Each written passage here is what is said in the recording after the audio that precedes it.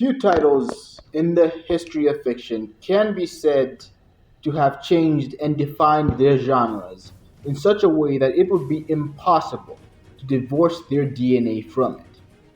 Dragon Ball by Akira Toriyama is one such title for Shonen battle manga. Now join me as we look at Dragon Ball, its impact, and how much it has changed manga and anime. Now remember to Kamehameha that subscribe button and the like button if you enjoy the video, and it really helps grow the channel. So I'll be very much grateful if you did that. Also, did you know that I am a web novel author? Well, if you don't, the more you know. My story, Phantom Ddraig, is an action sci-fi high fantasy story with action scenes straight out of a shonen battle manga.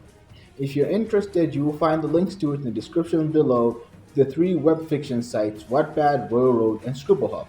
I would very much like to hear your feedback, not just on this video, but also on that one. So I'll be waiting to hear from you guys. Anyway, before we continue, I have to come out of the closet with something. Unlike many anime fans out of Asia, I never grew up watching Dragon Ball or Dragon Ball Z.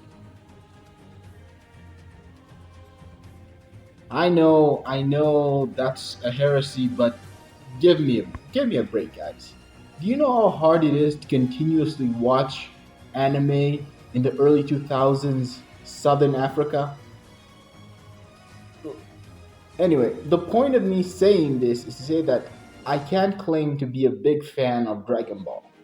And even I know how important it is to the anime and manga industry. And as someone who wasn't that much of a big fan of it, there are some tropes that came from it that were popularized by it that I didn't know. So this video was researching this was very helpful, and I would very much recommend for those who don't like Dragon Ball or who aren't that big fans of Dragon Ball to stay tuned because you will learn a lot about how it helped. Anyway, before we talk about the manga and the show, we have to look at the background of its creator, Akira Toriyama. Born in Nagoya, Aichi, Japan, on April 5th, 1955, his father owned an auto repair business and enjoyed motorcycle racing. Toriyama inherited this love of cars and motorbikes from his father. As there were no means of entertainment during his school days, all his elementary school friends tried to draw anime and manga. He too followed the trend, and then his entry of 1,101 Dalmatians won him a prize at the local art studio. That's how he got interested in the manga industry. He became a big fan of Hong Kong martial arts films, especially Bruce Lee films such as Into the Dragon and Jack Chan films such as The Drunken Master, which later had a major influence on his works. Another work that had a big influence on him was a science fiction film Alien that came out in 1979. In 1974, he entered high school to study art, specializing in publicity. But in 1977, he left it to enroll in cartoon drawing. Then he took up a job designing posters in an advertising company in Nagayo. He worked for 3 years before quitting the job to become a manga artist. He entered his manga in an amateur contest for Jump magazine. Though he didn't win it, his work was noticed and appreciated by Kazuko Torishima, who later worked as an editor for Toriyama's manga. In 1978, Toriyama made his debut in the manga industry when his story Wonder Island got published in the Weekly Shonen Jump in 1979. He created his next manga in 1979, he created his next manga, Highlight Island. His 1980s comedy series Dr. Slump brought him a lot of appreciation and fame. The series was published from 1980 to 1984 in Weekly Shonen Jump.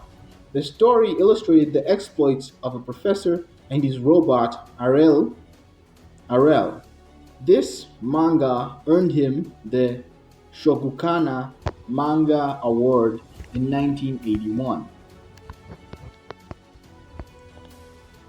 Dr. Slump has sold more than 35 million copies in Japan. It was adapted into an anime series which was aired on TV from 1981 to 1986 with great success. Its remake series was shown from 1997 to 1999. Within roughly 6 months of creating the popular manga Dr. Slump, Akira Toriyama wanted to end the series, but his publisher Shueisha would only allow him to do so if he agreed to start another serial for them. Shortly after that, he worked with his editor, Torishima, on several one-shots, but none were successful. Torishima then suggested that as Toriyama enjoyed kung fu action films, he should create a kung fu shonen manga. Inspired by the Hong Kong martial arts films that I mentioned earlier, like Enter the Dragon and The Drunken Master, the plot and characters of Dragon Ball were loosely modeled on the classic Chinese novel Journey to the West, with Goku being Sun Wukong or Son Goku in Japanese, Bauma as Tang, Tang Sazang, Oolong as Zhu Baiji, and Yamcha being Sha Ojin. Toriyama wanted to create a story with the basic themes of Journey to the West, but with a little kung fu. By combining the novel with elements from the kung fu films that he liked, the Jackie Chan and Bruce Lee films, Torishima said that he chose the novel largely because it was a free intellectual property, but also because the Chinese setting was not common in manga at the time, and it would feel both unique and different from Dr. Slump, which kind of had a West Coast US feel to it. And so, Dragon Ball was first published in 1984 in the Weekly Shonen Jump, and it immediately gained popularity and eminence. In Japan alone, its sale has crossed over 156 million copies and is considered as the most influential shonen manga. It boosted up the magazine's circulation to 6.53 million in 1995. Dragon Ball was started as an adventure manga, and then later it developed into a martial arts series. It ran successfully for 11 years from 1984 to 1995. Toriyama created altogether 519 chapters of the manga, which were compiled in 42 volumes. This tremendously successful manga series was adapted into 5 anime and many animated movies as well as many video games. Now, with all that out of the way, we can kind of look at the impact that Dragon Ball has had on shonen manga, and uh, I'll list them like the way you usually do a list video. So, if we're starting with, let's say, number 10, the happy-go-lucky protagonist of shonen manga. Now, you clearly realize that there is a glut of thousands of idiot protagonists in shonen manga that all come from Goku. Seriously, there are all these dim idiots with hearts of gold that love eating restaurants out of business. That's a large part of their characteristic. They're not all the same. Like your Dekus are different from from your Natsus and your Astas, but they're clearly cut from the same cloth. See, back in the day, shonen battle manga characters had more in common with seinen characters than your modern shonen characters. While your Naruto's and your Dekus are out to be good boys, your Kenshiros are out here killing fools left and right like he was Guts himself. Before Goku came to the scene, shonen battle manga protagonists were much more older characters. They were grown men, usually a lot of the time, who had less of a chance of cracking a smile and talking about wanting to be a hero of justice than Naruto has on quitting on Sasuke.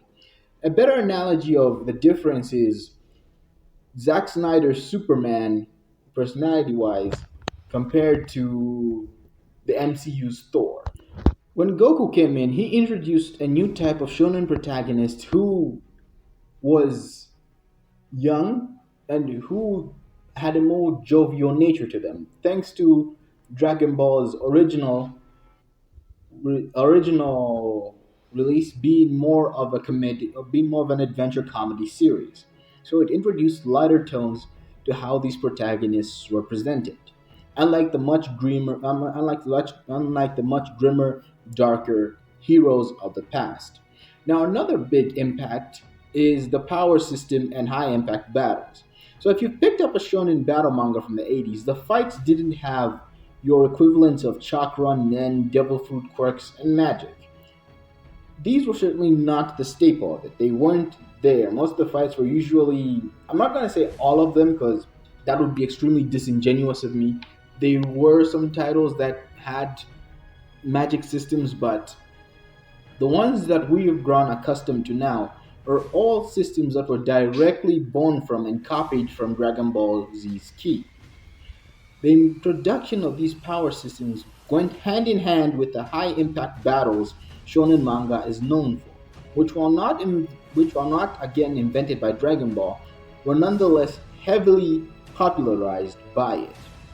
You suddenly had fights going from Kenshiro one-shotting enemies to in semi-grounded fights to guys wrecking entire mountain ranges when they're going into fights. Now, I can't say Dragon Ball is solely responsible for this because remember stuff like Saint Seiya had begun publishing at the time on Dragon Ball. I think it was a year after Dragon Ball. I'm not sure, but yeah, Saint Seiya had begun publishing afterwards. And if you read Saint Seiya, you know some of the power levels and fights in there are insane.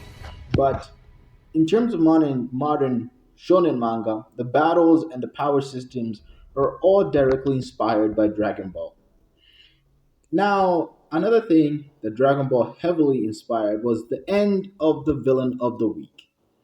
Now, back in the day, the usual shonen manga villain, not even just the shonen manga villain, villains in general back then followed the format of the villain of the one-off villain of the week who will be defeated by the hero in that specific chapter or in that specific episode, and that's the last you see of them. That was mainly how animated shows worked. That was mainly how uh, mangas worked. If you go back to the 80s, 90s, those old school stuff. Dragon Ball introduced villain centric arcs. Basically, entire story arcs built up to these villains who were in it, built up to the final confrontation with them. Sometimes the heroes would fight them. Your Friezas weren't getting one shot. Basically, around the villains, Frieza, Piccolo. I'm not sure if I can say old school Piccolo, but I think it was Z which had a major influence in popularizing the story arcs to be mainly about beating the villains and not just one shotting them and then going next to the next villain, and one shotting them and then going next villain, one shotting them in the same chapters. That was what introduced or popularized the villain centric story arc. Now, another big influence or impact that Dragon Ball had on shonen battle manga, and this one is one of the most obvious: transformations. A shonen battle manga without any kind of transformation is like the Nasuverse without pulling out another Saber face. Of course, the argument can be made that Sailor Moon and Saint Seiya were doing iconic transformations as well, but all transformations that lead to either the main character or the main bad guy changing their physical appearance and gaining an increase in power were inspired by Dragon Ball Z. Like we all know this. The transformations in One Piece, Naruto, Bleach, all of them were inspired by Dragon Ball. This is where all these transformations basically come from. Now, another one are tournaments, tournament arcs, tournament sagas in stories. These were heavily popularized by the tournament arcs in Dragon Ball. Like, the tournament arcs in Dragon Ball are classics. Everyone tries to do one of these, and not everyone succeeds, but this it popularized the hell out of them. And now another big impact is the training arc. Now, if there's something that is synonymous with current battle mangas, it's the training arc for characters to get stronger. If the author wants to make the characters stronger, the training heavily inspired by Dragon Ball. Training to get strong, like I said, heavily inspired by Dragon Ball, training to get stronger, and it's part of the theme which Dragon Ball injected a lot into shonen manga, shonen battle manga, is the theme of constantly moving forward in power and skill. Something like this was a bit alien to the old school shonen manga where characters were simply powerful from the get go. Like, you didn't have Kenshiro, who you're probably wondering why I keep mentioning Kenshiro, but Fist of the North Star was like Dragon Ball to old school shonen battle manga. It was the equivalent. It heavily inspired and heavily molded the genre back then. So, old school battle manga didn't have the whole characters training to get stronger. Like, they were all strong from the beginning. These big, muscular guys built like brick houses. So, Dragon Ball's introduction of characters not being powerful enough to beat the main bad guy or his henchman when the arc starts, and then them having to train to get stronger. That is a Dragon Ball thing, and that has also kind of caused problems for a lot of shonen stories because all of them just keep getting stronger and stronger, and because the story usually ends with the bad guy being beaten by the good guys because they've got more powerful than him. The next story, you need to escalate the threat so that it can seem like a reasonable threat against the good guys. So that has also had its downfalls. Now, another thing is different looking shonen protagonists. Now, older shonen battle manga protagonists weren't your usual lean kid protagonists of today. They either were very bulky adults or they were just adults. But following the success of Fist of the North Star, a lot of them grew very, very muscular. That was mainly what you were seeing. This changed with Goku, who was originally a child, and even when he did grow up, he didn't become quite as massive as your Kenshiros or your JoJos over time. This has led to a lot of younger and slimmer shonen battle mode protagonists becoming the norm today. Now, another thing is beam attacks. Now, beam attacks have been around longer than Dragon Ball. I'm sure Ultraman must be older, and I'm sure there are other popular old Japanese pieces of media that had beam attacks in it. But I could argue that Dragon Ball made beam attacks and beam collisions more iconic. Like, every time you see a beam attack or a beam clash in in a Japanese shonen battle manga, or even something that's been made in the West that's been heavily inspired by Japanese manga, you will find that the beam battles or the beam attacks usually have some kind of reference to Dragon Ball because it heavily inspired it. Another, second to the last thing that I can say it heavily inspired is the rival. Now, this was another trope that wasn't originated by Dragon Ball, but it can trace its modern popularity to characters like Piccolo and Vegeta. The rival usually being a former bad guy turned good after the power of friendship with a good ass whooping has been delivered to them, or them being someone whose personality is opposite to the hero, being that they're more serious and slightly darker in their personality. These can be traced back to Piccolo and Vegeta, and it has become such a staple of the genre that I'm fairly certain that it's mandatory for every shonen battle manga that's gonna show up in Shonen Jump or that you're gonna make to have the rival character. And now, number one, the biggest impact of Dragon Ball on manga and anime are the series that it directly inspired. Series like Naruto, Hunter x Hunter, and One Piece, which themselves have had great influences on the genre, making them some of the best of all time, are directly influenced by Dragon Ball. This series has had such an impact on the industry that I can say the greatest impact it's ever had isn't just the tropes that it's made a staple today, that it's made a staple of the genre today. It's the fact that it's inspired directly these great works that we all love and enjoy. And even if you don't have that much of a high opinion of Dragon Ball, and trust me, I'm not the biggest fan, I don't hate it, I don't particularly love it either, that I am grateful for.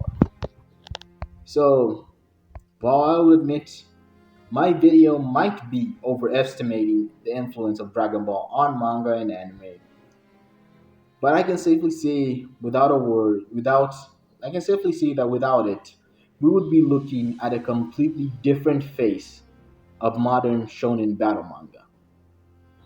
This has been Red Chaos 1, signing off.